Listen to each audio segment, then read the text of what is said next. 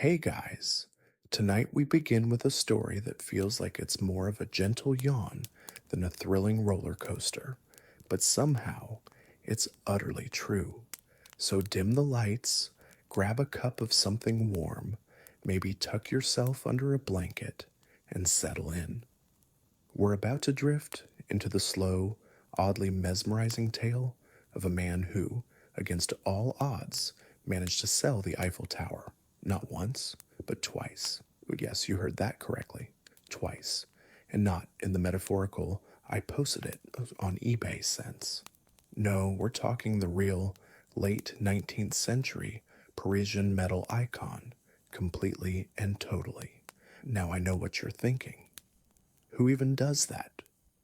Well, let's float gently over to his story, because Victor Lustig, the gentleman in question, had a very particular way of seeing the world. Born in 1890 in Austria Hungary, Lustig was what you might call precociously charming, if not a little unsettling.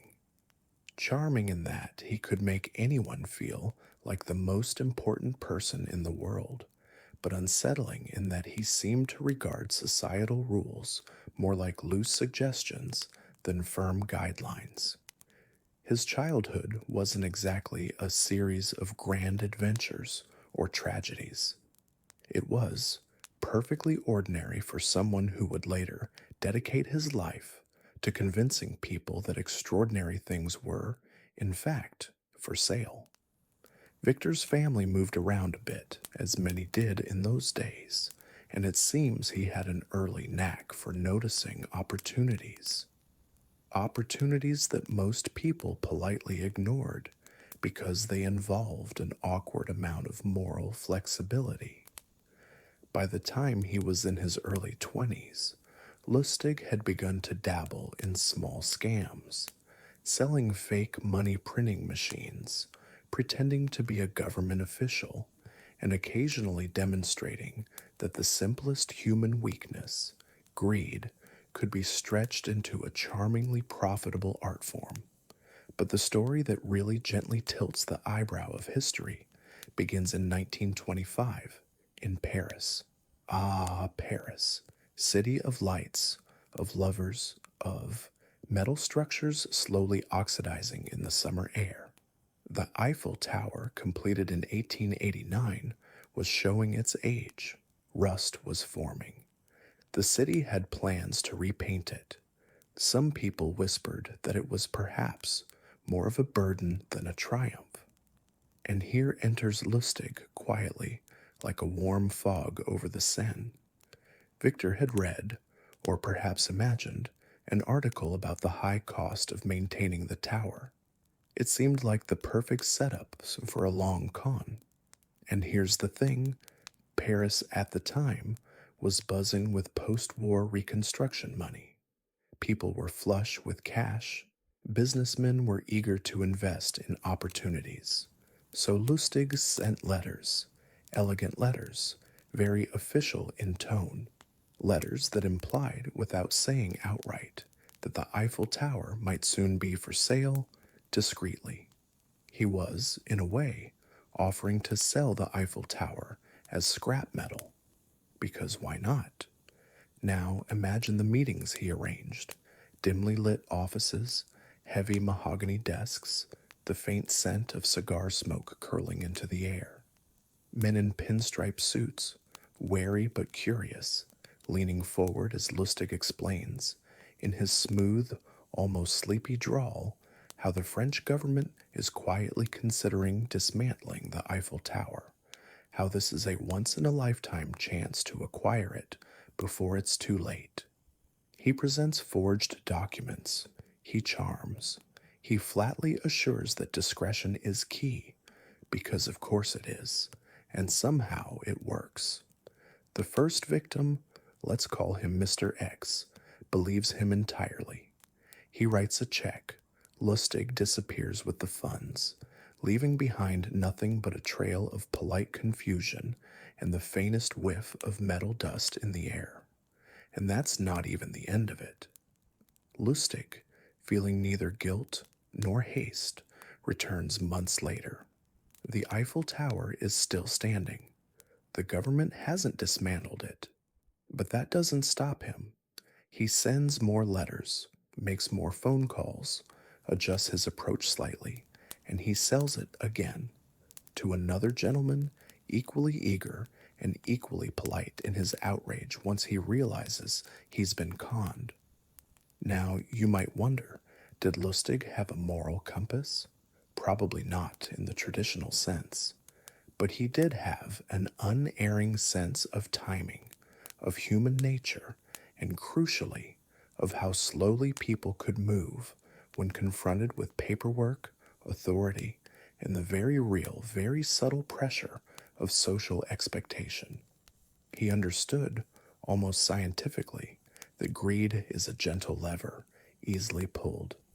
And so, like a quiet breeze shifting the curtains in a Parisian apartment, he moved through the city, leaving a trail of bemused businessmen and a slightly cleaner conscience for himself. We can float over for a moment to his personal habits, which are curiously mundane considering his unusual career.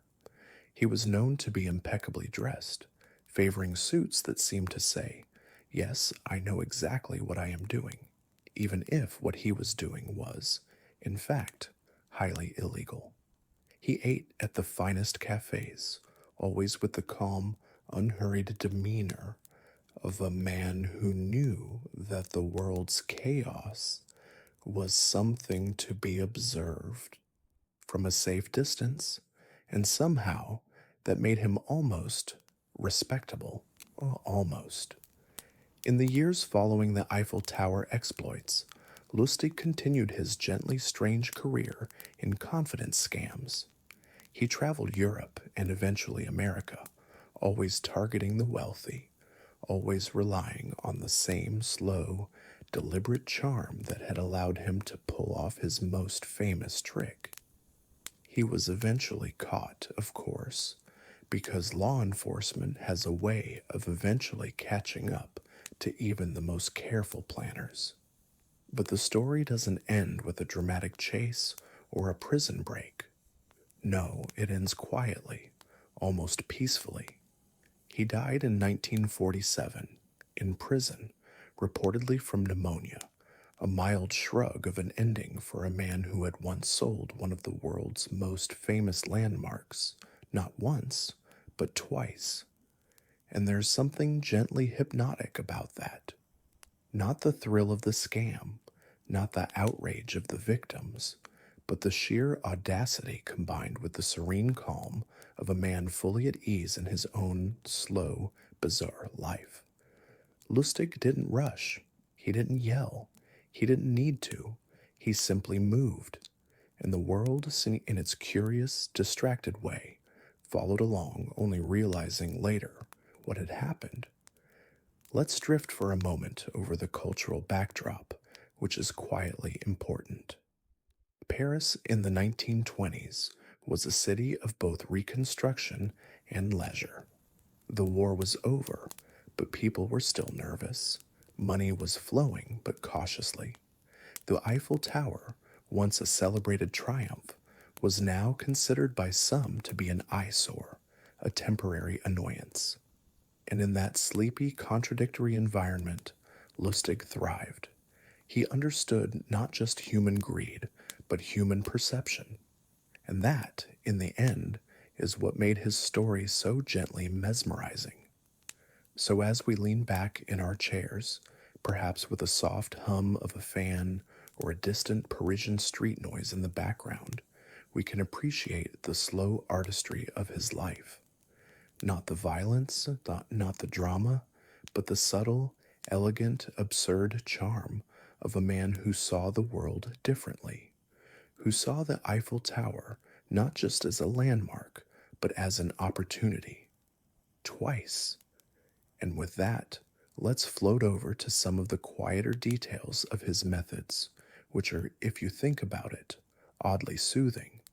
The letters, written in careful script, the meetings, scheduled with a kind of sleepy precision, the patience, hours, sometimes days, spent on minutiae that most people would find tedious, but for Lustig were just another part of the gentle rhythm of manipulating the unsuspecting.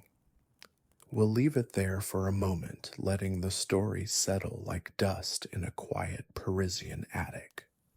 And next, we can explore some of the lesser known scams he pulled off in America, which, while not involving the Eiffel Tower, are equally hypnotically absurd in their calm, methodical execution. Now that we've settled comfortably into the slightly absurd brilliance of Victor Lustig's Parisian adventures, let's drift across the Atlantic where the story continues, only a little slower and a little more methodical. Because, of course, once you've sold a world famous landmark twice, the next step isn't retirement. No, it's America, a land vast enough to contain both opportunity and quiet bemusement. Victor arrived in the United States in the late 1920s, which, as you may recall, was a time of gentle chaos. The roaring 20s, flapper dresses, jazz softly pulsing in dimly lit speakeasies, and an economy that seemed endlessly optimistic until it wasn't.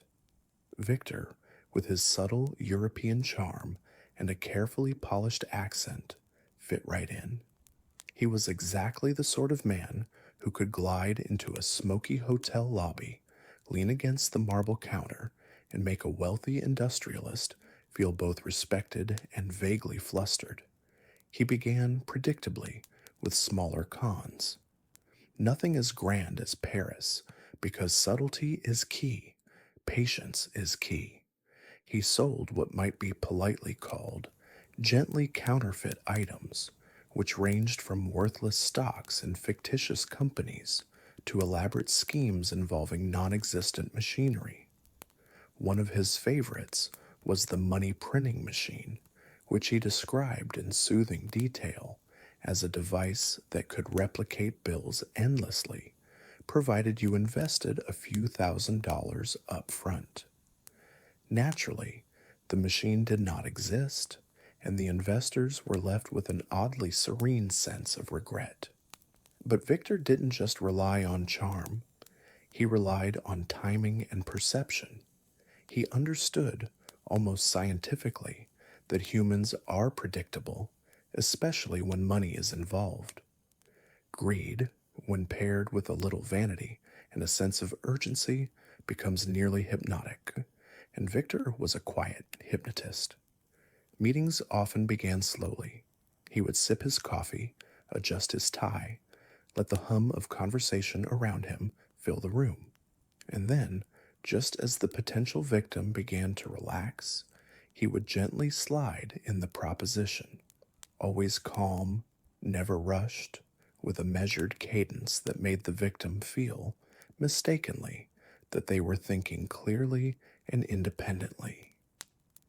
One of his more famous American ventures involved pretending to be a government official selling genuine postage stamps at a special rate. The story, in theory, was mundane, but in practice, the gentle absurdity of a grown man in a suit meticulously describing the benefits of fictional stamps captured attention and, more importantly, money. Victims handed over cash, not because they were stupid, but because the slow, patient delivery made it seem almost reasonable. And then, naturally, Victor disappeared. Now, Victor's life was not all scams and meetings. There were quieter, almost sleepy moments that history tends to forget because they don't involve grand audacity. He would dine alone in restaurants, reading newspapers, or quietly observing the world. He would occasionally attend the theater, not to be seen, but to absorb the rhythm of human behavior, the subtle ways people lingered, gestured, hesitated, or leaned into conversation. For someone in his line of work, these were not mere distractions. They were lessons in human predictability.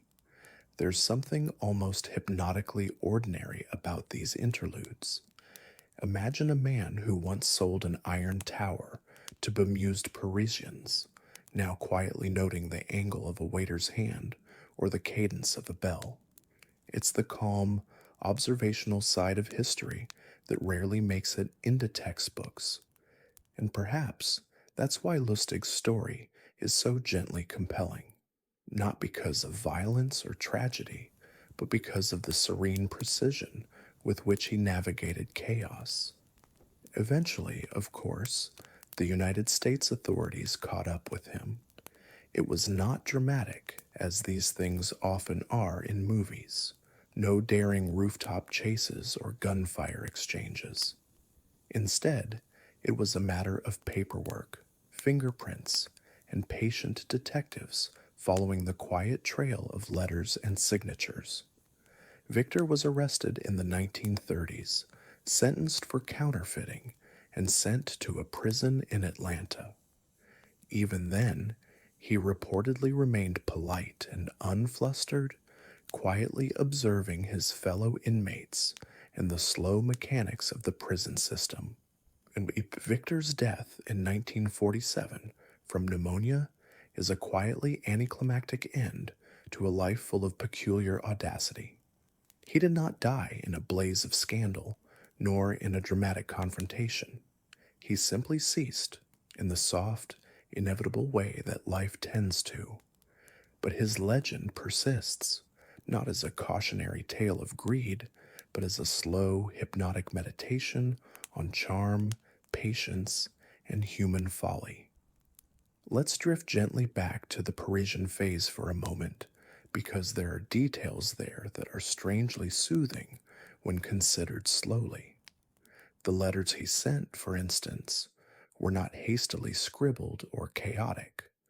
They were carefully typed with a certain European flourish, each word calibrated to inspire curiosity and trust.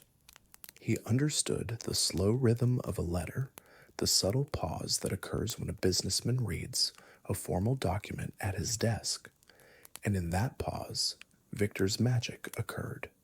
The Eiffel Tower, in essence, was sold not through shouting or threats, but through patience and timing and a quiet, persuasive charm. One might pause and reflect, almost meditatively, on the absurdity of it all.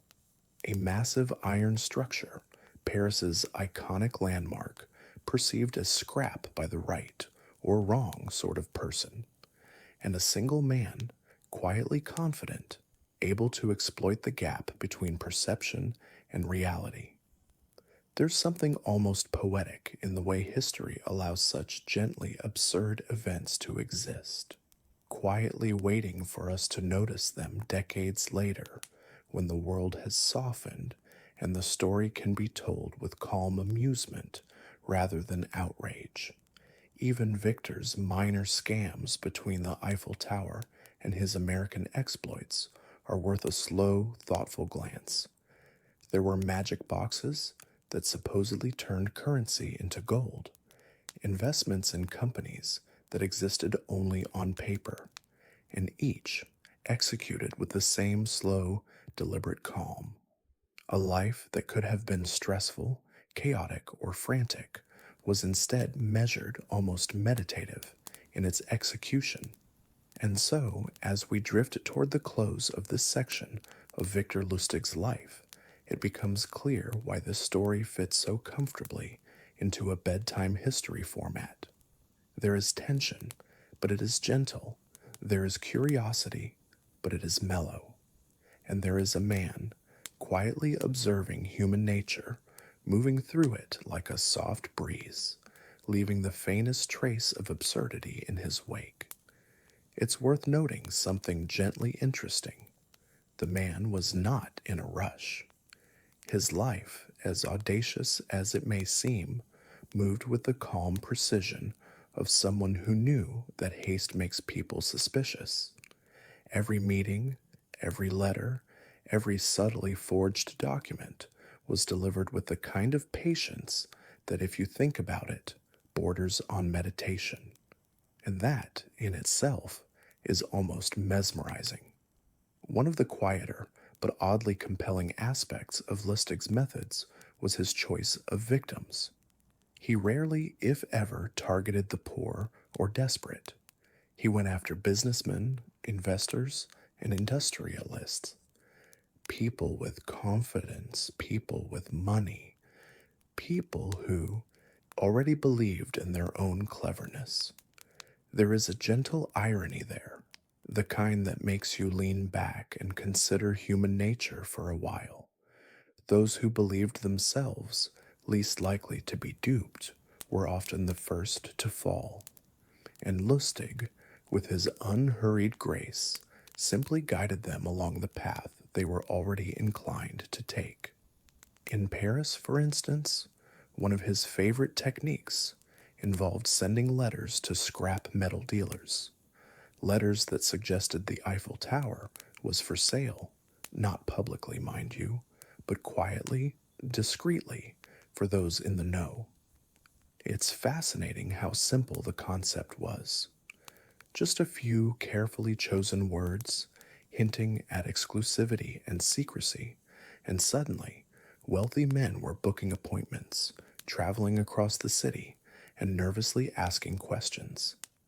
And in the calmest voice, Victor would answer, always polite, always slow, always deliberate. The Eiffel Tower, it seemed, was sold in the mind before it was sold on paper.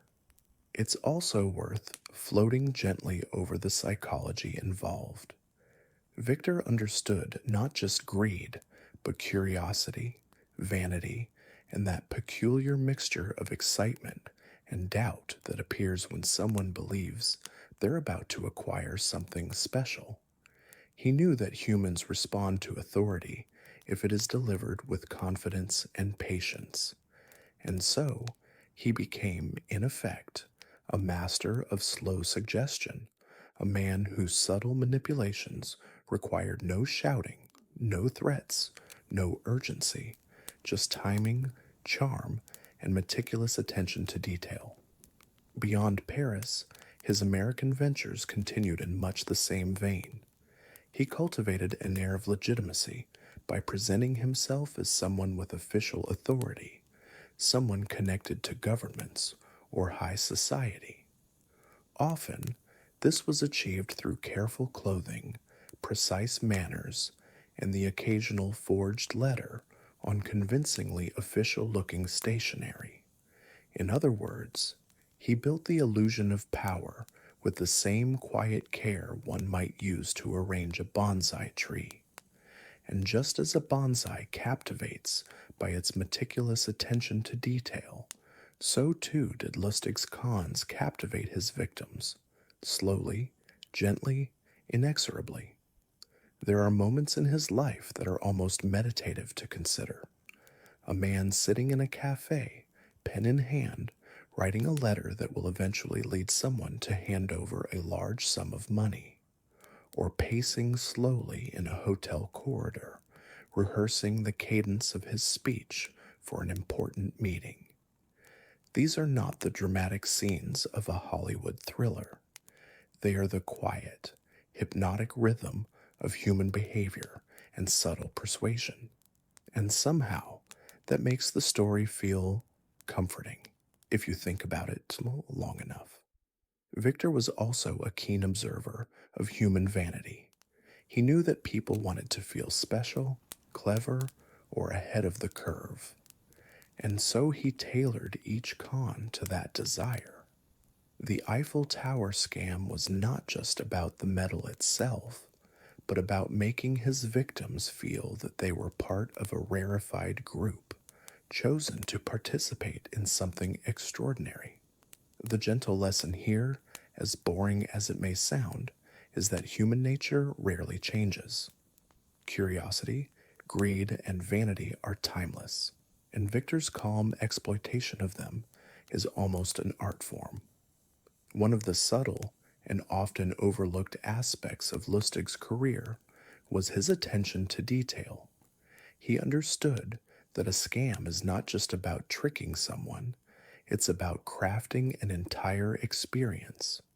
From the polite greetings to the small, unremarkable touches that signal competence, every element was carefully considered.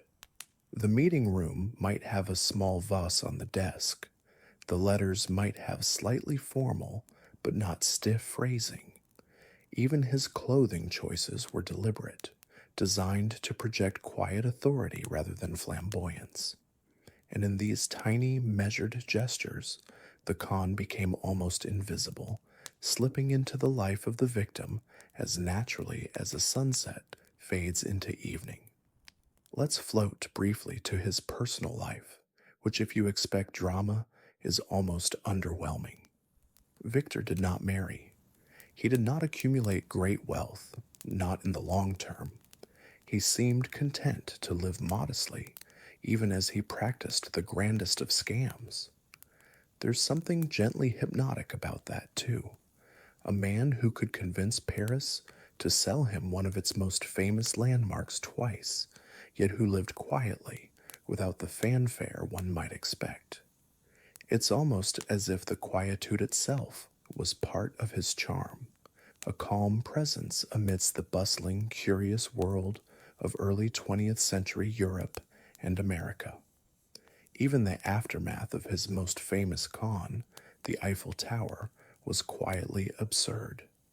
The victims, embarrassed, flustered, or bemused, could do little beyond shake their heads and write it off as an odd chapter in their lives.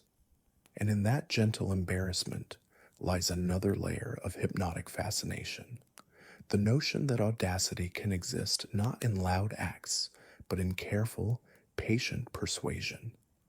Victor Lustig's story, when told slowly and thoughtfully, is full of these gentle contrasts, audacious yet calm, criminal yet oddly polite, extraordinary yet understated.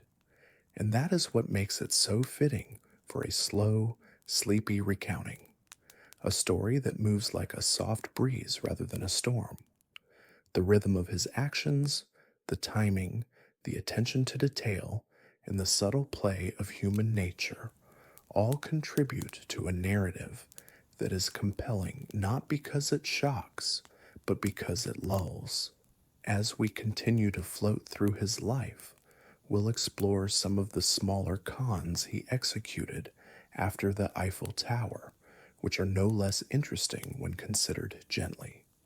There were schemes involving luxury watches, small-scale counterfeit operations, and other minor, almost meditative manipulations. Each one reinforces the same lessons: patience, observation, and an unerring understanding of human psychology. By now, we can almost imagine Victor, seated in a quiet hotel room, pen in hand, a soft sigh of satisfaction as he finishes yet another letter designed to gently guide a victim toward handing over their money. Not a dramatic ending, not a loud confrontation, just quiet, deliberate, and strangely mesmerizing human manipulation. It becomes clear that his story is not about spectacular escapes or dramatic confrontations. No, it is about a quiet mastery of human nature and the gentle, absurd charm of a man entirely confident in his own methods. After his Parisian successes, he spent much of the late 1920s and early 1930s in the United States, refining his techniques and testing the limits of polite deception. One particularly methodical con involved a machine that Victor claimed could duplicate currency. He called it the money-making machine, and he presented it in slow, deliberate demonstrations to potential investors.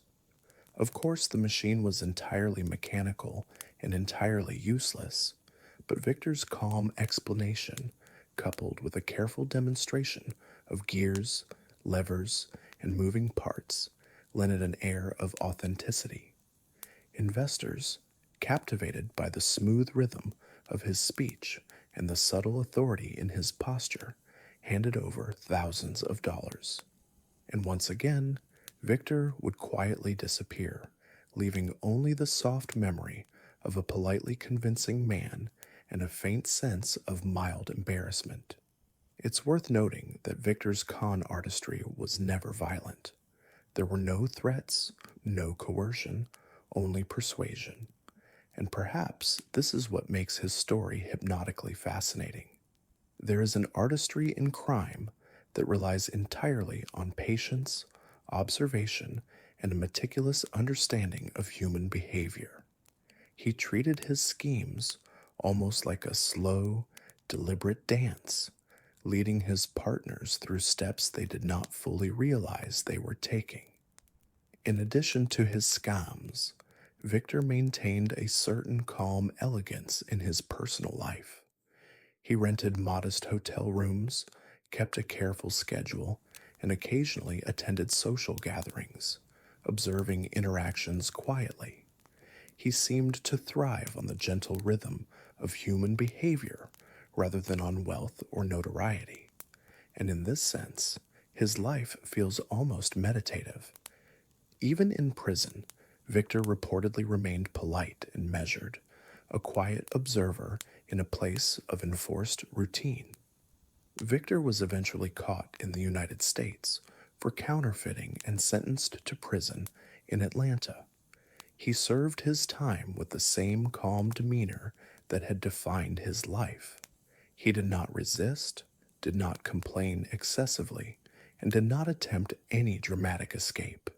Instead, he quietly observed the workings of the prison system, the subtle routines of guards and fellow inmates, and perhaps even reflected on the rhythm of his own past exploits.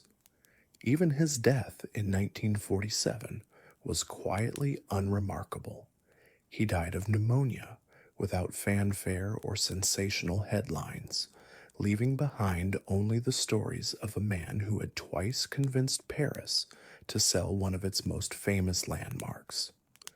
The audacity of his schemes contrasted gently with the understated, almost peaceful manner in which he carried himself through life. There is a certain poetic calm in that, a reminder that not all remarkable lives are loud, violent, or dramatic. Some are remarkable because they are subtle, deliberate, and quietly absurd. Looking back on Victor Lustig's story, we see a series of contrasts: audacious yet calm, criminal yet polite, extraordinary yet understated. His life demonstrates a patient mastery of human psychology and an ability to gently manipulate circumstances without force. The Eiffel Tower, once sold twice to bemused businessmen, serves as the centerpiece of a life defined by subtle observation and slow, careful execution. In a sense, Victor's story continues to resonate because it reminds us that audacity does not always need to shout. Sometimes, audacity whispers, and if you listen carefully, it can be hypnotically absorbing. The careful letters, the measured speech, the calm charm, all of these elements combine to create a narrative that is at once absurd and strangely soothing. His legacy is not just in the scams themselves, but in the rhythm of his life. A rhythm built on patience, observation, and gentle absurdity. The Eiffel Tower remains, of course, standing as it has for over a century, untouched by the audacious but polite ambitions of one man. And in that, there is a quiet lesson about the strange interplay between human ambition, greed, and perception. Victor Lustig's life is ultimately a testament to the subtle art of influence. He was not the loudest, the fastest, or the most forceful, but he understood something fundamental about people: that careful timing, patience, and charm can accomplish almost anything. And in reflecting on his life, one sees the strange elegance of a man who could move through the world like a breeze, leaving behind confusion, money, and a story that continues to quietly fascinate nearly a century later. even in the slow, monotonous recounting of history, Victor Lustig's story stands out, not because it shocks, but because it unfolds gently, absurdly, and with a calm precision that is almost hypnotic. From the streets of Paris to the hotels of New York to the quiet halls of a prison in Atlanta, he left behind a legacy defined not by violence or grandeur, but by subtle mastery, patience, and an almost meditative understanding of human nature. And so, the story of the man who sold the Eiffel Tower twice ends not with a flourish, but with a quiet sigh of inevitability. The world kept turning. The tower remained. And Victor, as always, remained exactly as he was, calm, polite, and quietly audacious. We're going to talk about a book. Not just any book, though, but a book so mysterious, so peculiar, that even 6 centuries later, no one has the faintest idea what it really says. This is the story of the Voynich manuscript. Now imagine a book filled with strange, looping letters that look like nothing you've ever seen, illustrations of plants that don't exist anywhere on Earth, and diagrams that hint at knowledge that might be scientific, mystical, or maybe just utterly invented by someone with a very long afternoon and an imagination. That's the Voynich manuscript. You can picture it, can't you? A thick old codex, vellum pages yellowed with age, ink slightly faded, and a strange, almost hypnotic script dancing across each page. And somehow, for 600 years, it has remained entirely unreadable. The manuscript is named after Wilfrid Voynich, a Polish book dealer who discovered it in 1912, although that's a bit misleading because it had been bouncing around libraries and collections for centuries before he found it. Wilfrid was a curious fellow, as one might expect from someone who makes a career out of rare, mysterious, and mostly incomprehensible books. He probably spent long evenings stroking his chin, muttering things like, "What on earth, or off earth, is this?" What makes the Voynich manuscript so captivating, even in a sleepy, monotone kind of way, is that it is entirely unintelligible. Linguists, cryptographers, mathematicians, and even computer scientists have spent decades staring at it, trying to decode it, and have come up empty handed, and not for lack of trying. Some have suggested it's an unknown language. Some think it might be an elaborate cipher. Others argue it could be a hoax, though if that's the case, someone in the 15th century was an extraordinarily patient and meticulous hoaxer. The manuscript itself is thought to date back to the early 15th century, around 1404 to 1438, according to carbon dating of the vellum pages. So it's old, very old, older than the printing press, older than the discovery of the New World. And here it is, sitting quietly, waiting for someone to finally, definitively, tell it apart from nonsense scribbles. Let's look at the manuscript itself. It has roughly 240 pages, though some are missing, and it's divided into sections based on the illustrations that accompany the text. There's the botanical section, where the plants seem vaguely familiar, yet impossible, like they were conjured from a dream of a botanist who had just woken up from a nap. Some leaves look like they belong to a willow, some stems like a cactus, and some roots like tangled spaghetti. It's like a medieval garden created by someone who had seen plants in books but never actually left their library. Then there's the astronomical section. Here we see diagrams with suns, moons, stars, and zodiac signs. It's quiet, organized, orderly, and yet still enigmatic. We know roughly what it represents, but no one really understands the meaning. Is it astrology? Early astronomy? A guide to planting herbs? Or just someone doodling constellations while slightly bored? Next comes the balneological section. Yes, that's a word you might not use every day. It's filled with images of women bathing in strange pools connected by intricate tubes.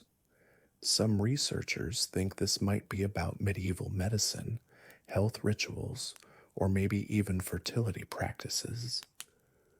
Others think it might be a metaphorical or spiritual guide. In any case, the water looks relaxing. You could imagine soaking in one of those illustrated pools yourself while listening to a quiet narrator like me. There's also a pharmaceutical section filled with jars, roots, and bottles, as if someone had tried to catalog all the herbs they would need for potions or remedies. The jars are oddly shaped. Some have long necks. Some look like tiny vases. One might imagine the author meticulously labeling each, only to realize they had forgotten what the labels meant 30 pages earlier. And then there are these mysterious recipes, short paragraphs with text that no one can read, possibly instructions, possibly nonsense. And finally, marginal notes, tiny scribbles along the sides, perhaps comments, corrections, or the author mumbling under their breath. Well, I hope someone gets this one day. Now, what about the text itself? The letters form words, the words form sentences, but here's the catch. No one has ever convincingly translated a single sentence. Not one. The patterns in the text are consistent, unlike random scribbles. They obey statistical rules similar to natural languages, which makes some researchers think it's real language. But then again, the words are completely unfamiliar. It's like looking at English written in a script you've never seen, with entirely made up letters. Some cryptographers have approached it as a cipher. They have used techniques ranging from simple substitution to complex algorithms. During World War II, American and British code breakers considered it worth trying. But no matter what method they applied, the manuscript resisted all attempts to yield meaning. It's a stubborn puzzle, a sleepy, unblinking enigma that does not care about your deadlines or your frustration. And of course, theories abound. Some think it was a secret alchemical manual. Others suggest it's a pharmacological guide. A more imaginative few claim it's an alien artifact. One particularly hopeful researcher suggested it could be a lost language from a civilization we haven't discovered. And yes, while it's fun to think of aliens, let's not forget that humans are quite capable of being absurdly cryptic without extraterrestrial assistance. Then there's the illustrative style, which is itself hypnotic. The plants and figures are drawn in a clear, deliberate manner. It's not messy. The lines are precise. You could almost imagine the author sitting in a sunlit scriptorium, quill in hand, humming quietly, perfectly content, completely alone, inventing plants, languages, and diagrams that would baffle generations to come. One of the most intriguing aspects of the manuscript is its apparent coherence. The text flows in patterns. Certain word-like clusters repeat, but in ways that don't make sense in any known language. It's a bit like reading a book in a language you don't know, except you never get the faintest clue that it's a language at all. It teases the brain in a gentle, persistent way, almost as if to say, "You'll never understand me, and that's fine." What's also remarkable is the book's journey through history. After its creation in the early 1400s, it seems to have resided in various European courts and libraries. There are notes from the 17th century owners suggesting it was considered curious and valuable, though no one could read it. It finally surfaces in the modern era with Wilfrid Voynich, who believed that it might hold knowledge of lost medieval sciences.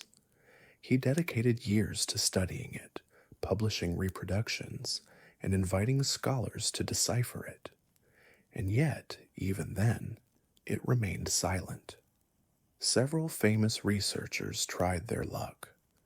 William Friedman, the American cryptographer who helped break Japanese codes during World War II, studied it. He spent decades on the text with his team, and yet nothing. It's as if the manuscript were deliberately designed to be unreadable. Some scholars hypothesize that the script is a constructed language, an artificial system invented by a single mind with rules known only to the author. Others maintain it could be a sophisticated hoax, though the quality and detail of the illustrations suggest serious effort, not a prank. We might also dwell briefly on the plants themselves. Some illustrations resemble known species, others are pure fantasy. There are leaves, flowers, roots, and stems that do not match any cataloged flora.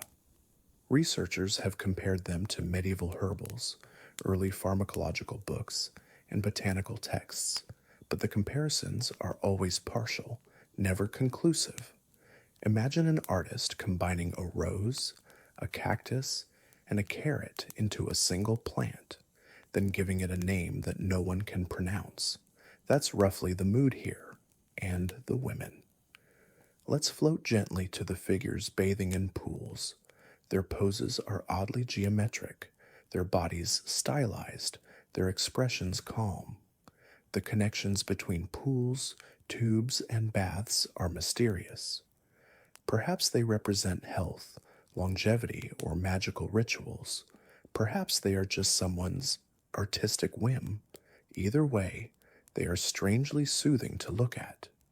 You might even find yourself drifting off just imagining them in their little medieval spas, all very polite and orderly, without a hint of drama or stress. Now, we could spend hours on theories. Some have suggested steganography, hiding information in the illustrations or the text. Others think it could be an elaborate mnemonic device, a personal notebook for an eccentric scholar, or a guide to herbal medicine that uses a unique shorthand only they understood.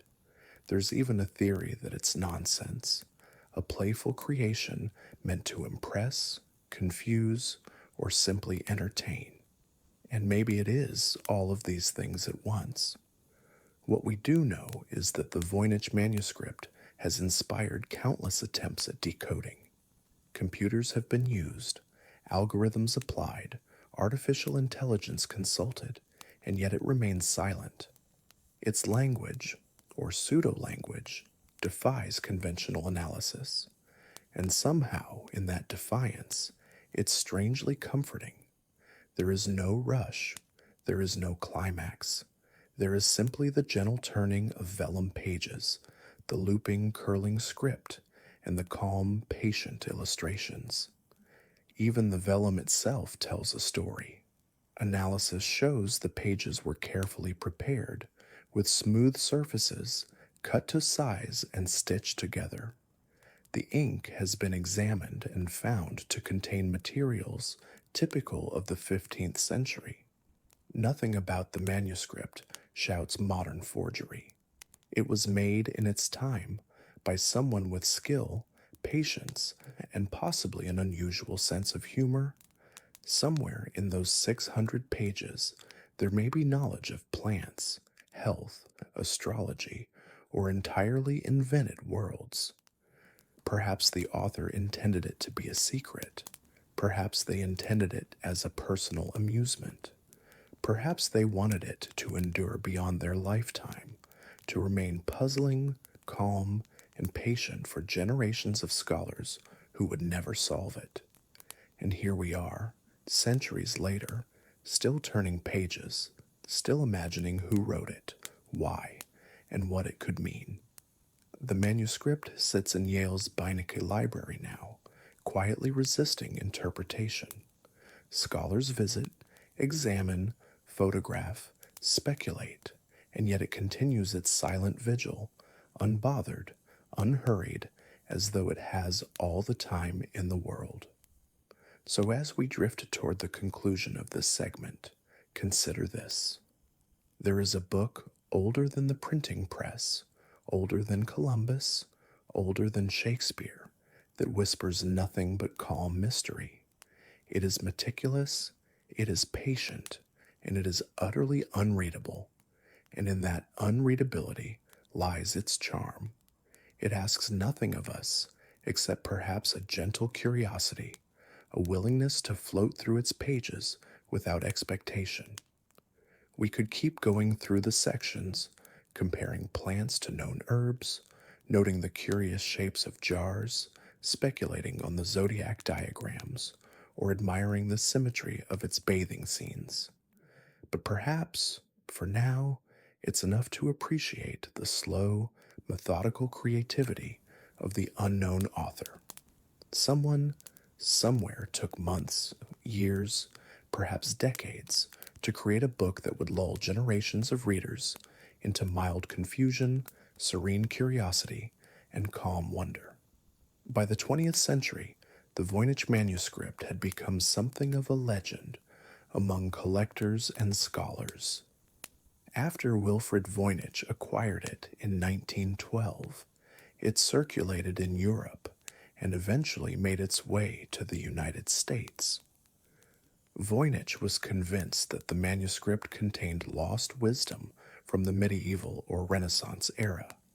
He imagined a hidden system of knowledge, perhaps alchemical recipes, obscure medical treatments, or astrological charts meant to heal or enlighten. He promoted the book as a scholarly treasure, a puzzle worthy of serious attention, which naturally attracted a variety of academics, eccentric enthusiasts, and outright charlatans. One of the earliest serious attempts to decode it came from William Romaine Newbold, a University of Pennsylvania professor in the 1920s.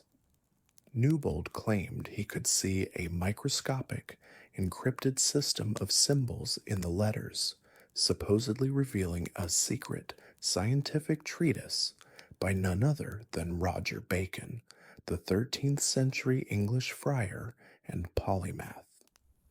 Newbold's conclusions, published in 1928, were initially hailed as a breakthrough, but closer scrutiny revealed that his methods were overly imaginative.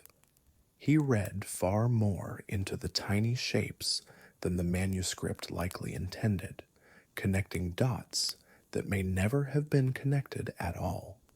His analysis, while ingenious, ultimately failed to convince anyone beyond his immediate supporters. The manuscript then drew the attention of various cryptographers, especially during and after World War II. The United States Army's Signal Intelligence Service, which had been responsible for cracking enemy codes, took an interest. William Friedman, who played a critical role in breaking Japanese codes, examined the manuscript. Friedman and his team analyzed the text rigorously, seeking patterns, repeating sequences, and structural regularities that might hint at an underlying cipher. Yet despite their expertise, the manuscript resisted all attempts at translation. The letters formed words, the words formed sentences, and statistical analyses suggested a coherent language, but one that no human could read. It was as though the manuscript existed in a parallel linguistic universe. Over time, Other scholars tried their luck with the manuscript using modern tools. Linguists examined it as a potential lost or constructed language. Computer scientists applied algorithms, artificial intelligence, and pattern recognition software, hoping that machine learning could identify a system where human intuition had failed. Some found intriguing patterns, statistical anomalies, and structural consistencies, but still, no one could produce a translation that made sense. The theories about its purpose became increasingly varied. Some suggested it was an early pharmacopoeia, documenting herbs and treatments unknown to conventional European medicine. The careful illustrations of jars, roots, and leaves lent credence to this idea, as did the detailed organization of the text, which resembled contemporary herbals. Others speculated that the manuscript was astrological or mystical, a guide to celestial cycles, zodiac signs, and bodily health, perhaps meant to guide alchemists or physicians in medieval Europe.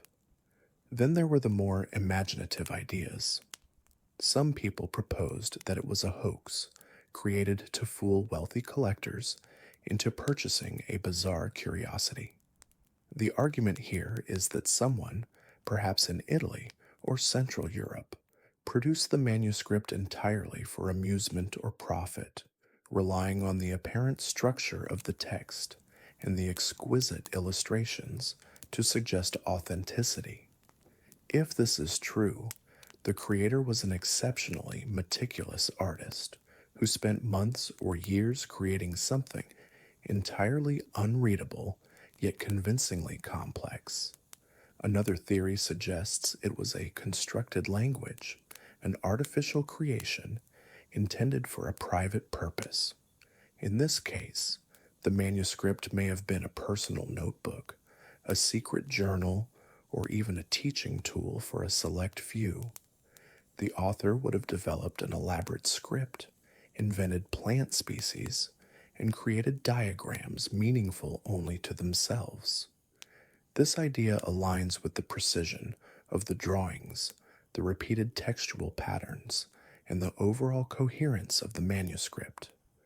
Interestingly, a few modern researchers have proposed that the manuscript may encode no actual information at all, functioning instead as a kind of linguistic experiment. According to this view, the author could have generated a pseudo-language with internal consistency but without intended meaning, producing text that mimics the statistical properties of a real language. If true, the Voynich manuscript would be a remarkable early example of a generative linguistic system 6 centuries before anyone thought to create one. The manuscript's illustrations have been studied in painstaking detail. The botanical drawings are particularly perplexing, often combining features of multiple known plants or depicting impossible hybrids. Some plants resemble herbs described in medieval European texts, while others seem entirely fantastical. Researchers have speculated that the author may have intended these as mnemonic devices or symbolic representations rather than literal plants, though the true reason remains elusive. The astronomical and cosmological diagrams are equally intriguing. Circular charts depict suns, moons, stars, and zodiacal constellations, sometimes connected with curving lines. It is unclear whether these represent actual observations, mystical concepts, or purely illustrative motifs. Some scholars believe the diagrams may encode medical or alchemical knowledge, while others suggest they were meant to guide planting cycles or ritual practices. And, as with everything else in the manuscript, these interpretations are provisional at best. One of the manuscript's most visually striking sections is the balneological or bathing section, where women, often unclothed, are depicted in pools connected by intricate networks of tubes and channels. The figures are stylized, serene, and geometric. Some scholars interpret this as a guide to medicinal bathing practices, which were common in medieval and Renaissance Europe, while others see it as symbolic, perhaps representing cycles of health, fertility, or energy. Regardless, the calm, repetitive imagery lends a meditative quality to the manuscript, inviting slow, careful observation rather than urgent analysis. The pharmaceutical section contains jars, bottles, roots, and other objects, meticulously labeled in the same unreadable script. These images suggest the author had some understanding of materia medica, or at least an interest in the categorization of substances for medicinal purposes. Yet, since the text cannot be deciphered, the actual purpose remains unknown. Was this a recipe book, a catalog of herbs, or something more symbolic? There is no way to say for sure. Historical ownership of the manuscript is equally obscure. After its creation, it appears in various European collections, often noted as a curiosity. In the 17th century, the manuscript was owned by Emperor Rudolph II of the Holy Roman Empire, who reportedly paid a substantial sum to acquire it, believing it to be the work of Roger Bacon. Beyond that, it passed through the hands of collectors and scholars, each fascinated yet baffled, until it was rediscovered in 1912 by Wilfrid Voynich. Today, the manuscript resides at Yale University's Beinecke Rare Book and Manuscript Library, where it is cataloged as MS 408. Scholars continue to study it using every available tool, from traditional paleography to modern imaging techniques. Some pages have been examined under ultraviolet and infrared light, revealing faint details invisible to the naked eye. Others have been digitally scanned to preserve the fragile vellum and allow global access for researchers. And yet, after all this effort, it remains, in essence, unreadable. In recent years, researchers have applied artificial intelligence and statistical modeling to the manuscript. Some studies suggest the text exhibits natural language characteristics, including word distribution patterns similar to known languages. Others propose that these patterns could emerge naturally from a sufficiently sophisticated pseudo-language, which may have been generated entirely by the author without any semantic meaning. The debate continues, with no resolution in sight. One of the most compelling aspects of the manuscript is its enduring mystery. Despite centuries of study, no definitive translation or interpretation has emerged. Unlike historical enigmas that eventually yield to diligent scholarship, the Voynich manuscript resists closure. Its appeal lies in its patience, its quiet defiance, and the slow, methodical beauty of its pages. Scholars may come and go, technologies may advance, yet the book remains indifferent to our curiosity. Even casual observers find the manuscript mesmerizing. The combination of precise illustration, looping script, and enigmatic diagrams has inspired artistic, literary, and popular interpretations. Writers and filmmakers have referenced it as a symbol of human curiosity, mystery, or the limits of knowledge. Some see it as a window into a mind utterly unconcerned with convention, perfectly content to create something beautiful, complex, and unreadable. The Voynich manuscript is not just a puzzle, it is a meditation on patience, imagination, and the persistence of curiosity. It invites the viewer or reader to slow down, to examine details, and to appreciate the craftsmanship of an author long gone who devoted immense effort to a work that may never be understood. Whether it contains hidden wisdom, coded knowledge, or playful nonsense is unknown and perhaps irrelevant. Its existence alone is a testament to the enduring human desire to record, to create, and to confound. As researchers continue to probe the manuscript with advanced imaging, linguistic analysis, and statistical modeling, the allure remains unchanged. Each new attempt at decipherment reminds us of the vast scope of human ingenuity, both in creating complex systems and in attempting to understand them. The manuscript is a silent companion to centuries of scholarship, always present, yet quietly refusing to yield its secrets. And so, the Voynich manuscript persists. Its plants remain fantastical, its script remains unreadable, its baths and jars remain mysterious.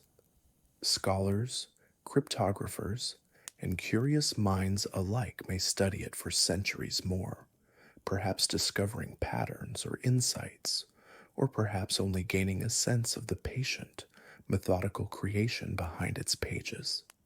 It is a book that does not hurry, that does not demand comprehension, and that offers instead a gentle, persistent intrigue, a quiet, endless puzzle for anyone willing to observe it patiently. The manuscript has become more than just an object of curiosity. It is a symbol of human fascination with the unknown. It reminds us that some mysteries are not meant to be solved quickly, and that the joy lies not in revelation, but in observation. Its endurance across centuries speaks to a kind of timeless patience, and its continued study reflects our own persistent desire to understand, even when understanding may forever elude us. In the end, the Voynich manuscript stands as a unique artifact, a work of art, a cryptographic challenge, a historical curiosity, and perhaps most importantly, a gentle reminder that some things are meant to remain enigmatic. It is a whisper from the past, a calm presence in a noisy world, patiently awaiting the next person to turn its pages, to admire its drawings, to marvel at its script, and perhaps to appreciate the serene impossibility of its mystery. This is Operation Mincemeat. And yes, it sounds like a Monty Python sketch, but it's 100% real. So the year is 1943. The Allies have been pushing against the Axis in a series of campaigns that are, to put it mildly, not always going smoothly. North Africa had been a bit of a roller coaster ride, mostly downhill for the British until they finally managed to stabilize things. Churchill and his merry band of planners were facing a dilemma. They needed a landing point to invade southern Europe, but they weren't entirely sure where the Germans were expecting it. Sicily? Greece? Some random olive grove in southern Italy? Oh, who knew? Intelligence was patchy, spies were nervous, and everyone was a little tired. Enter Ewan Montagu, a British naval intelligence officer.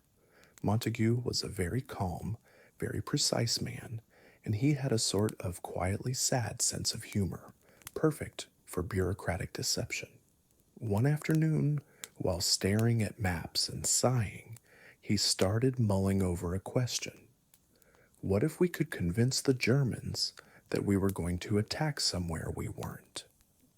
You can almost hear him shrug as he said it. Now, in most war stories, this is where we'd get into spies hiding in the shadows, dramatic confrontations, and tense exchanges of coded messages. But in this one, the brilliance is that it's completely, wonderfully absurd. The Allies decided they were going to use a dead man as bait, not metaphorically dead. Literally, someone would be dead, dressed in a suit, and carrying carefully concocted secret documents. Montague's plan was not born of cruelty, though it's easy to imagine people raising eyebrows. The British had stumbled across the body of Glyndwr Michael, a homeless man who had recently died from rat poison. He was poor, unknown, and not going to be missed, perfect for their purposes. So the team decided to turn Glyndwr into Major William Martin, Royal Marines, a man who did not exist, except in carefully orchestrated deception. Montague and his colleagues spent weeks creating every conceivable detail about Major Martin. His love letters, bank book, receipts, and a small photo of a fictitious fiancée were all fabricated. The documents were mundane enough to seem real, but strategically pointed toward the story the British wanted the Germans to believe, that the Allies planned to invade Greece and Sardinia, not Sicily. They even went so far as to plant personal items in his pockets, including a theater ticket and some chocolates, because nothing convinces a meticulous enemy spy like chocolates. Once Major Martin was fully fleshed out, the question became, how do you get him to the Germans without simply handing him over? The answer, naturally, was to float him off the coast of Spain in a dry British naval fashion. The British had long known that Spanish authorities were sympathetic to, or at least complicit with, the Germans. So the corpse would wash ashore, be found by local authorities, and eventually make its way to German hands. Here, it helps to pause for a second and appreciate the audacity of this plan. The Allies were essentially mailing a dead man to Hitler with everything needed to convince the Nazis that he was alive and carrying secrets. And it worked. When Major Martin's body was finally released into the sea, dressed in full uniform and carrying his briefcase of fake secrets, everything unfolded, just as Montague and his team had hoped.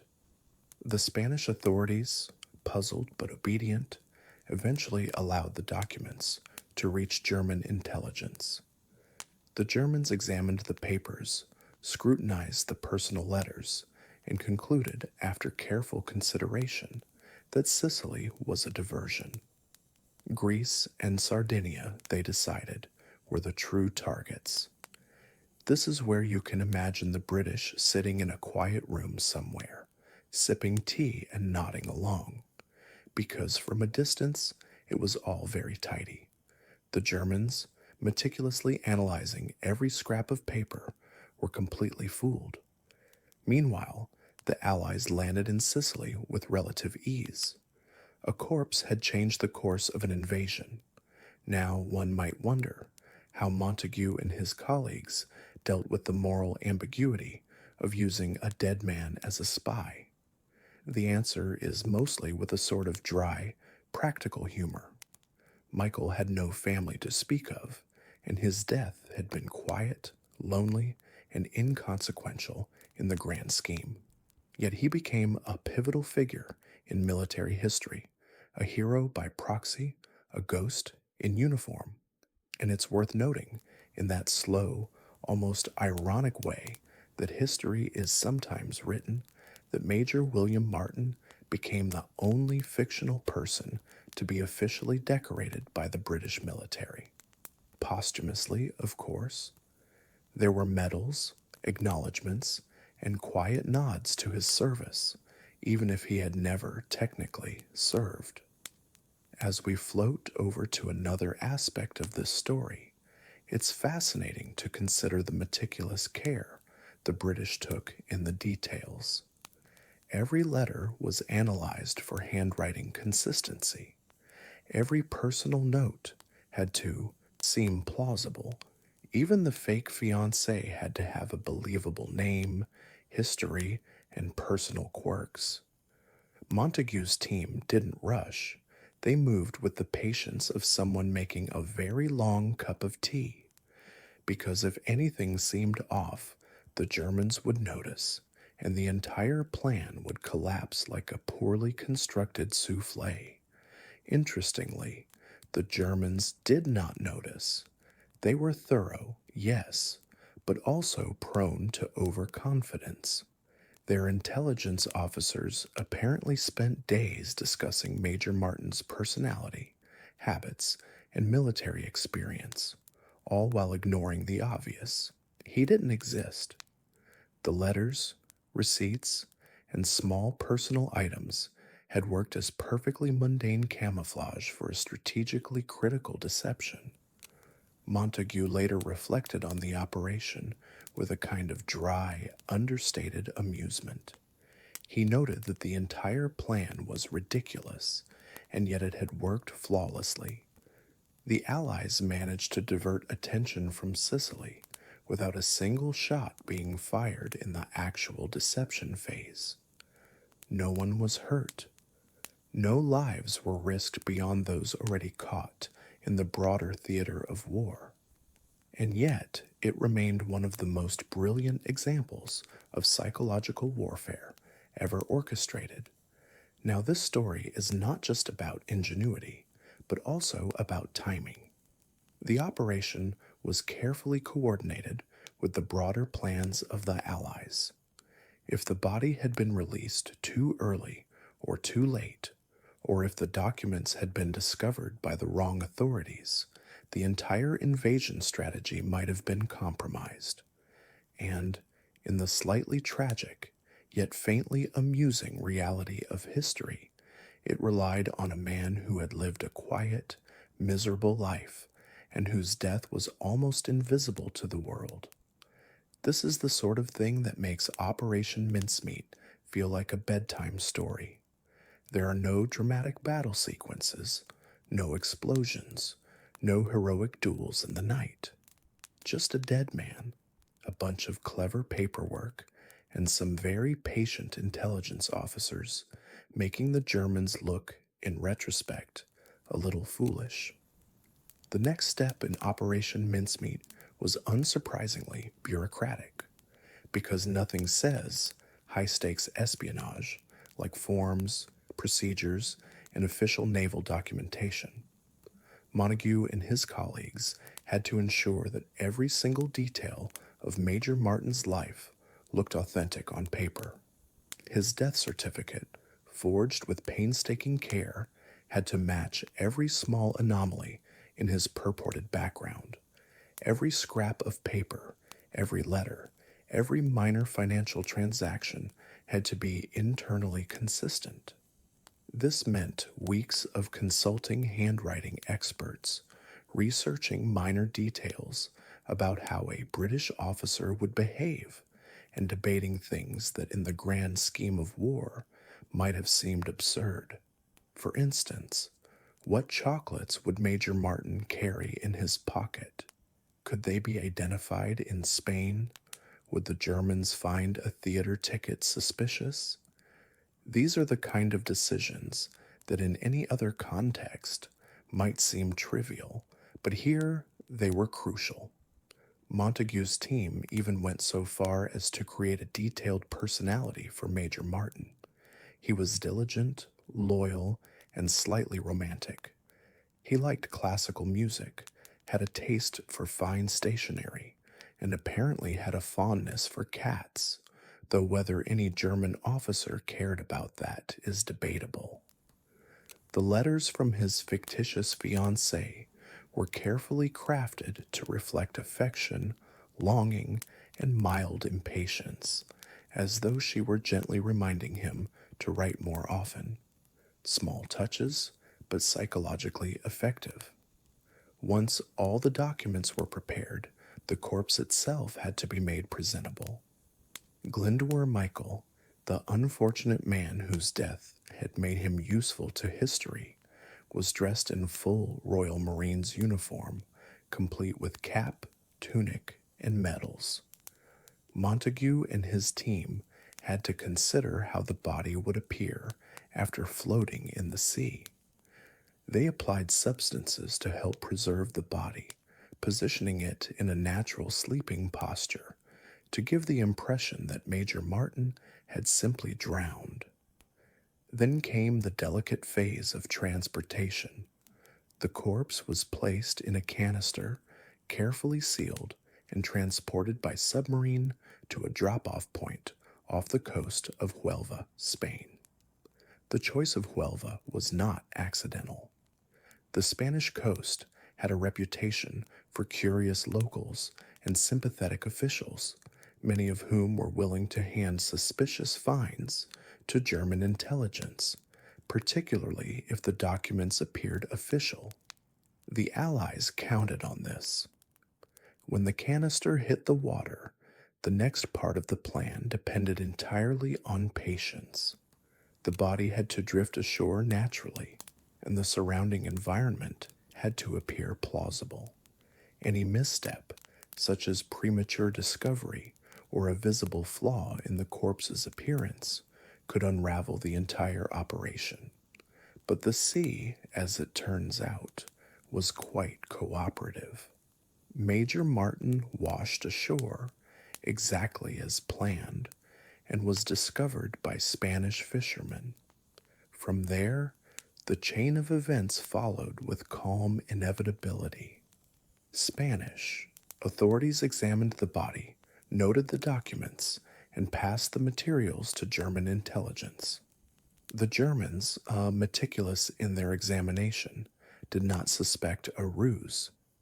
They scrutinized every letter, every receipt, and every minor detail of Major Martin's life, piecing together a portrait of a loyal officer and concluding, after serious consideration, that Sicily was a diversion and that Greece and Sardinia were the true targets. The British, meanwhile, continued with the invasion of Sicily, unimpeded. No additional deception was necessary. The Germans had committed to the wrong conclusions, entirely of their own accord, based on fabricated evidence. The operation, bizarre as it was, had worked perfectly. A dead man had shaped military strategy. Montague later reflected on the absurdity of the plan with understated amusement. He noted that the brilliance of Operation Mincemeat was its simplicity. The Germans had been fooled not by complex codes, daring infiltration, or explosive sabotage, but by patience, attention to detail, and the most mundane seeming deception imaginable. A dead man with personal letters and a few receipts had outsmarted one of the most feared military powers in the world. There are, of course, lingering questions about the ethics of the operation. Glyndwr Michael had lived a lonely, unremarkable life, and in death became a pawn in global warfare. Yet, given the context, Montague's team believed they had honored him in the only way possible, by making him central to a success that saved countless lives during the Allied invasion of Sicily.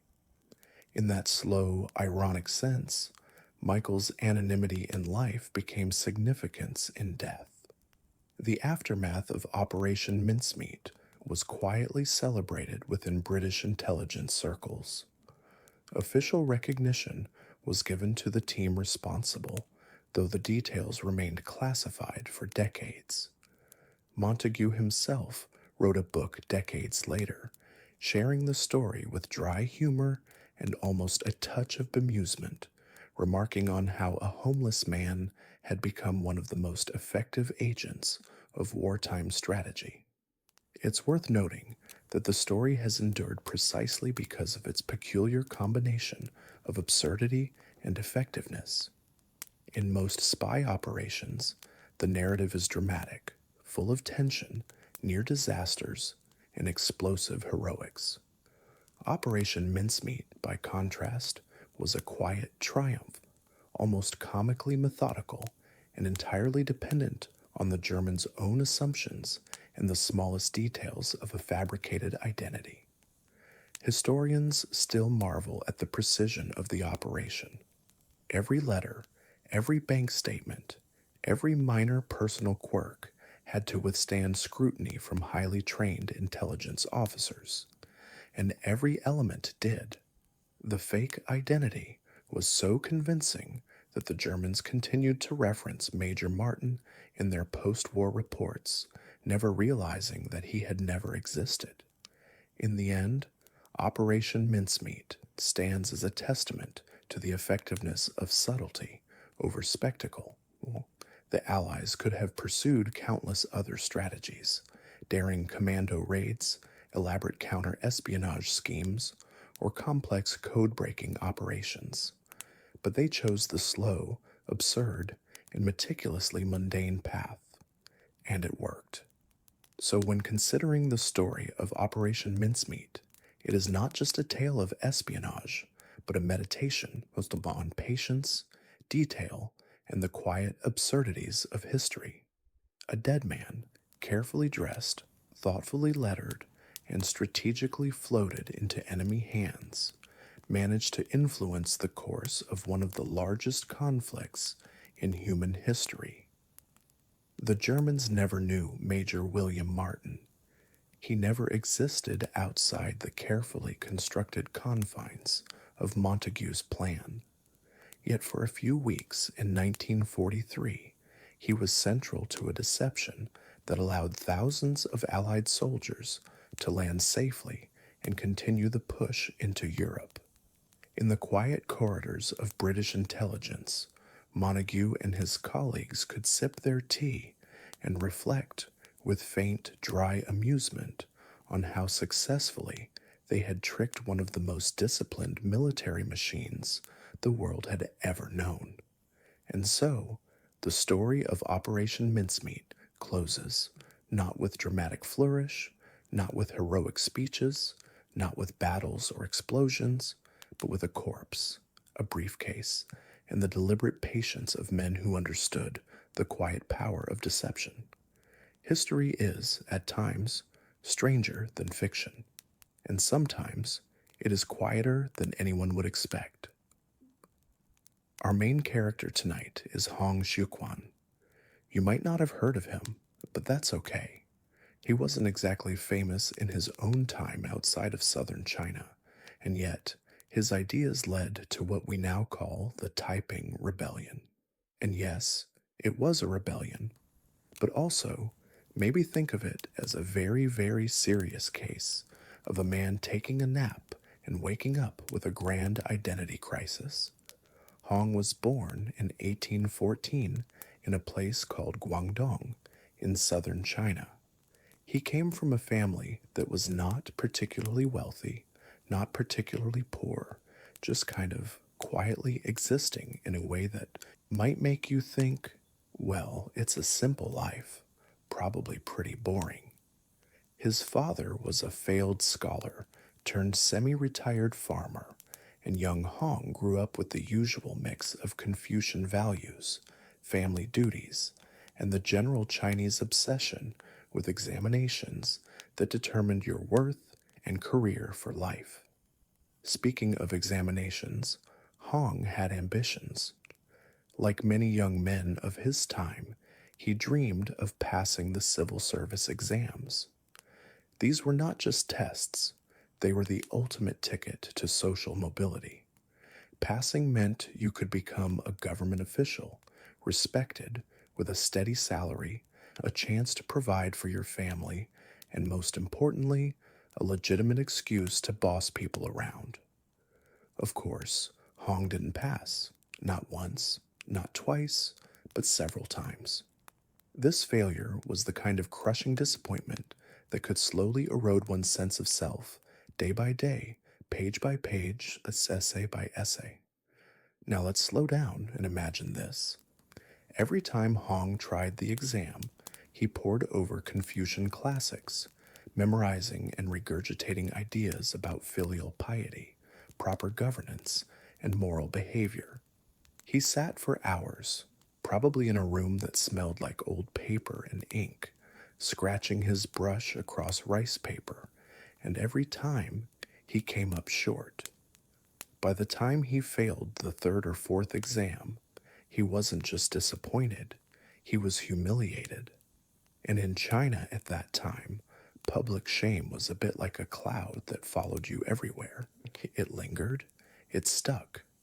So after another exam failure, Hong fell ill. Nothing too dramatic, just a fever, probably influenza or some similar illness.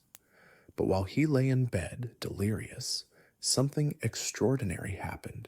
He had visions, and in these visions, he met God, or at least a version of God that seemed ready to hand out life changing assignments. In his fevered state, he was told that he was not just any man, but the younger brother of Jesus Christ, the younger brother, a distinction that, to Hong, carried immense significance. He was now divine, chosen, and with a mission. And so, with this newfound self concept, Hong started to see the world differently. Every failed examination, every slight, every injustice suddenly fit into a cosmic narrative. The world was corrupt, chaotic, and in desperate need of salvation. And Hong, the once humble scholar who couldn't even pass the local civil service exam, was the person to fix it all. Because why not? After all, visions are not usually questioned, especially not when you're already lying in a bed, shaking with fever, thinking, maybe I really am special. At this point, Hong's ideas started to blend traditional Chinese beliefs with his own interpretation of Christianity.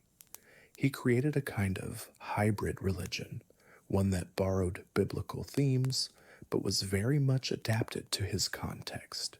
He preached equality for women, communal property, and a strict moral code, and he attracted followers. People were drawn to his charisma, his conviction, and perhaps also to the notion that someone might actually have answers to the frustrations of their daily lives. Slowly, what started as a religious movement became something bigger. By the early 1850s, Hong's followers were organized into an army. And I do mean an army. They called themselves the Taipings, which means great peace, a name that sounds calm and meditative. And yet, as you'll see, the path to this peace was anything but calm. Over time, the Taiping forces captured large swaths of southern China, establishing their own capital in Nanjing. And Hong, firmly convinced of his divine mission, declared himself the heavenly king, ruling over a kingdom he imagined as a utopia. It's strange, isn't it?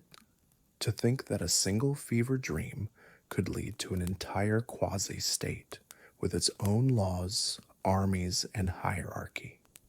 The Heavenly Kingdom of Peace, as it was officially called, was an attempt at a new society. Women were allowed to own property and serve in the army. Traditional Confucian rituals were abolished, and religious practices were strictly enforced according to Hong's vision. He even had strict rules about gambling, opium, and alcohol. Of course, he couldn't enforce everything perfectly, because people are stubborn and history is never neat. But this is where the story starts to get slowly, almost imperceptibly tragic. As the heavenly kingdom grew, so did the scale of conflict. The Qing dynasty, which ruled China at the time, could not ignore this insurgent kingdom that challenged both their authority and the social order. What followed was the Taiping Rebellion, a conflict that lasted from 1850 to 1864. Millions of lives were affected, though we can talk about that later in the gentle, almost hypnotic way, because it's not a story about battles and blood-soaked action, but about the human consequences, the personal delusions, and the strange ways belief can reshape reality. Hong himself became more and more isolated, living in Nanjing, surrounded by advisors who might or might not have been sincere. He indulged in rituals, and practices meant to assert his divinity. He took multiple wives, believing that his position as the younger brother of Jesus allowed for moral exceptions. He issued bizarre orders, some of which were designed to create moral purity, and some of which were the result of personal whims.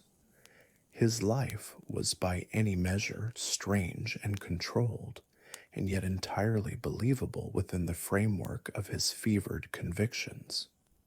And the people around him, his followers, they didn't just see a leader, they saw a living God, a manifestation of a divine mission.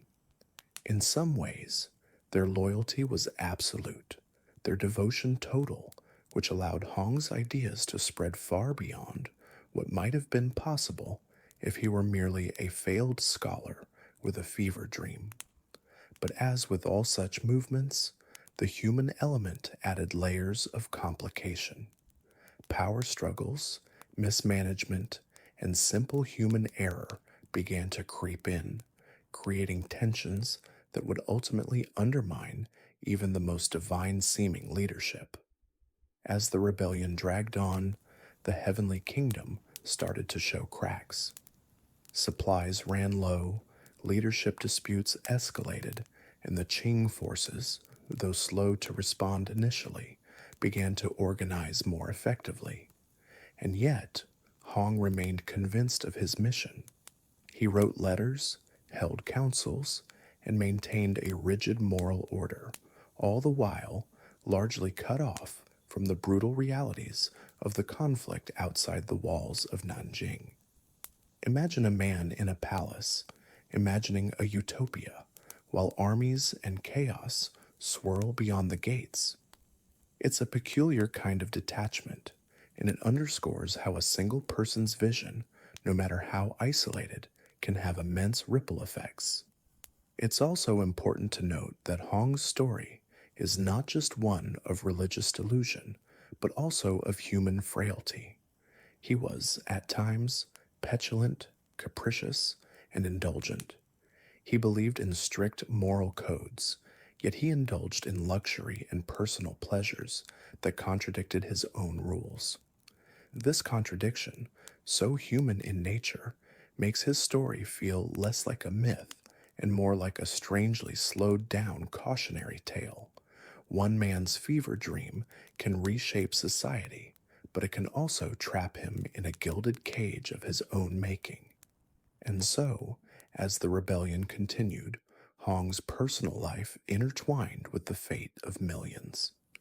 The Heavenly Kingdom's rise and fall was not a story of dramatic battles or thrilling espionage. It was a story of devotion, belief, human error, and the strange ways in which one man's imagination can ripple outward, affecting countless lives. There's a gentle tragedy here, a slow unraveling that is almost meditative in its rhythm if you let it wash over you. We can float slowly from Hong's personal habits, his fever dreams, his moral strictures, his indulgences, into the broader effects on the Taiping movement. The army itself was organized, disciplined, and yet always on the brink of collapse due to internal disputes and logistical issues. Leaders rose and fell, sometimes quietly, sometimes in ways that would be noted in bureaucratic records, but largely forgotten in the grand scope of history. People followed Hong because they believed, but they also suffered as ideals collided with practical realities. There's something quietly hypnotic about this story, isn't there? A man fails exams, dreams he's divine, starts a religious movement, and then an entire kingdom rises around him. The scale of human devotion, the slow accumulation of consequences, and the ultimate fragility of utopian visions all blend together. And yet, it's not exciting in a typical sense. There are no cliffhangers, just a gentle unfolding, almost like watching clouds drift over a vast landscape. You notice patterns, shapes, and subtle shifts, and if you close your eyes, you might see the same gentle rhythm in the rise and fall of the heavenly kingdom. Even the deaths, if we mention them gently, are part of this hypnotic drift. Leaders who disagreed, soldiers who faltered, advisors who betrayed, the consequences accumulate slowly, almost imperceptibly. We don't linger on violence. We observe, like a historian noting the flow of a river. The Taiping Rebellion, though technically catastrophic, becomes a meditation on belief, ambition, and the human capacity to imagine and enforce an alternative reality. And Hong, the failed scholar turned heavenly king, remains at the center, a curious figure whose fever dream reshaped a nation. We could continue, but for now, let's pause here. In the next part, we'll drift further into the consequences, explore the later years of Hong Xiuquan's life, the internal struggles of the Taiping leadership, and the eve. As we continue, Hong Xiuquan's story drifts into the later years of his reign over the heavenly kingdom. By this time, the initial energy of the rebellion had slowed into something more bureaucratic and rigid. The vast armies that once surged through southern China were now settled into garrison towns and administrative duties, which may sound dull, but in the context of history, it's fascinating to watch a massive social experiment gradually calcify. Hong, isolated in Nanjing, spent much of his time immersed in rituals, writing decrees, and interpreting visions. The palace itself was a controlled environment, with advisors, family members, and generals constantly seeking guidance. And yet, despite his divine self image, Hong was human. He grew tired, ill, and increasingly detached from the practical concerns of governance. His health was fragile, and his obsessions with purity, morality, and spiritual perfection created friction among his followers. Internal strife started to shape the Taiping leadership. Factionalism emerged, with generals and advisors disagreeing on strategy, policy, and distribution of resources. Orders from the heavenly king sometimes contradicted one another or clashed with local needs, and this gradual drift caused inefficiencies that weakened the movement. Soldiers and citizens alike began to experience fatigue. Dreams of utopia, once inspiring, now felt burdensome, and the grand vision slowly unraveled under the weight of human imperfection. As the Qing dynasty regained momentum, the heavenly kingdom's territories began to shrink. Key cities were retaken, and supply lines were disrupted. The once powerful army, despite its strict organization and devotion, could not resist the slow attrition of logistical failures, internal disputes, and the relentless pressure of external forces. Even within the palace, morale faltered. Hong's divine aura could not compensate for the tangible realities of governance and warfare. Hong himself became increasingly reclusive. His decrees continued, his rituals remained elaborate, and his moral strictures persisted, but the connection with the world outside Nanjing weakened. He trusted his inner circle, but with trust came betrayal, mismanagement, and occasional outright rebellion. Slowly, the heavenly kingdom, which had seemed unshakable, began to crumble from both internal and external pressures.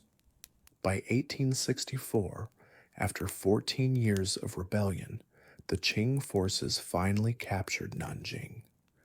The fall of the city marked the effective end of the Taiping kingdom. Hong Xiuquan died that same year, under circumstances that remain partially unclear, though it is generally believed he took his own life as the walls of his dream fell away. The rebellion he inspired had led to massive loss of life. Millions perished.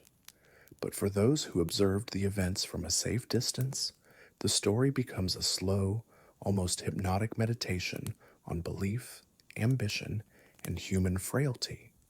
What remains most striking about Hong's tale is not the chaos or the numbers, but the gentle unfolding of one man's vision and the ripple effects it created. A failed scholar, a fever dream, a self proclaimed brother of Jesus. These elements combined to change the course of millions of lives, not with spectacle, but with the quiet, persistent insistence of belief. And in the end, it is this calm, almost monotone unraveling that makes the story uniquely suited to reflection, contemplation, and the slow, drifting rhythm of history. As we close the story tonight, let's take a moment to breathe. Imagine the palace halls growing quiet, the armies settling, and the streets of Nanjing slowly returning to stillness. History is not always loud. Sometimes it whispers, it lingers, and it drifts past us like a slow river, carrying lessons of devotion, ambition, and the human condition. So, with that gentle reflection, let your mind wander through the soft echoes of the Taiping Rebellion. Let the calm of history soothe your thoughts, and rest easy. Good night.